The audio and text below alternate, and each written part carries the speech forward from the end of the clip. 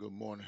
Let's get to it. I won't hold you long. I just want to break down Apple and pre-market.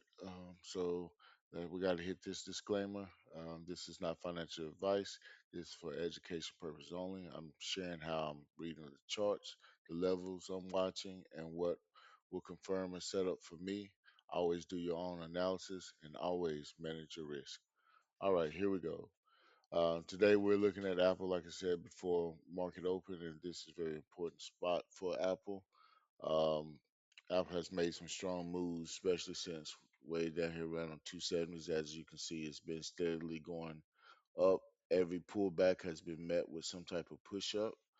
Um, so right now it's at a major level, which is around 309.47, which we can tell was previous day high from last week. Where on Thursday Apple went crazy last week. It ran almost 14 bucks, I believe it was.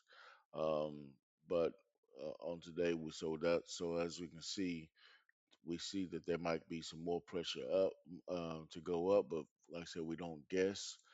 So this is why I'm saying 309.47 is for me. It's like the decision point. Basically, the question is Apple gonna break the 309.47, or will it? And then when it push up, will it pull back and hold? And that will give me my signal to go up, or will it get rejected and pull back towards support? Um, and support from, like I said, it would have to fall a long way. But the 305.08 I marked as pre-market lows right now. Um, so on the 15 minute, um, I'm the first thing I notice is the trend. Like I said, you can see how it's still going up. And if you don't know, like I said, this white line is my 8 EMA, which is my fast moving, and the purple is 21. And we can see that it's been respecting the 8. It comes down. Yes, it might have broke through, but we can see the buyers immediately step in. So it's really respecting this 8. And if it does come down, we're looking to see about 306.27. That's where my 21 EMA, and see if it holds there. So what I'm sorry, got distracted. But here are the key levels I'm watching. Like I said, to the upside, 309.47, it has to break and retest that first for me to hop in for a call. So if I'm looking to watch if it breaks and hold that level, I'm watching 313.27 to the upside for my first take profit, and then around 315.33.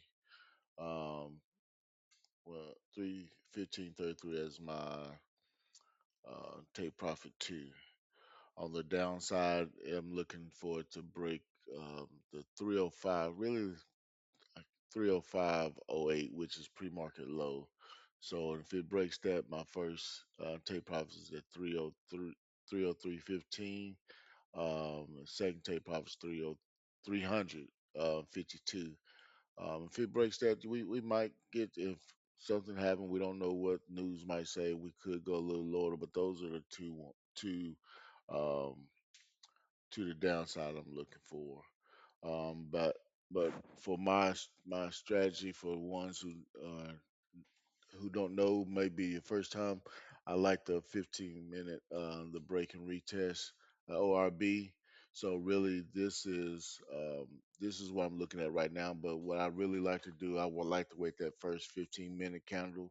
I'll mark out the highs and lows of that one. Then I'll wait for the breakout of that retest. Same concept as this. Like, so for some, if it breaks the previous day high, pulls back to the previous day high and holds, then yeah, get in. Same concept. I just like to wait the first 15 minutes to let all the um, preliminary moves get out of the way, and then we can see how Apple really will move for the rest of the day. Um, but those are my levels. So well, and then as always, where I get in, I put my stop loss because, like I said, around here we want to manage your risk. So put your stop loss if you're using the previous day high.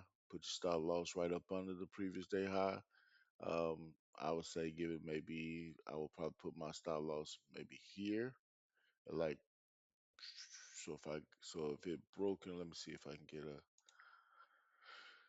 So if it comes out, breaks up, come back here, and then shoot up, my stop loss would go about right there.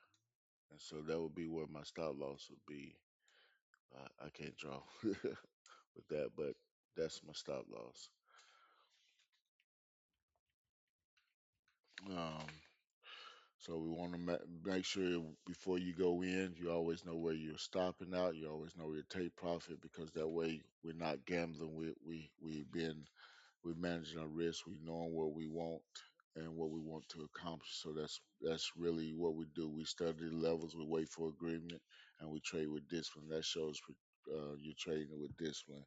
We don't want to predict. We want to wait for agreement.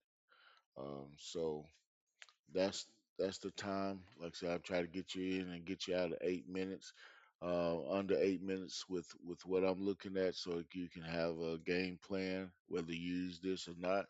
Again, we're learning together. So if you're not understanding what I'm breaking down, please just drop a comment. Let me know. I'll go in more details.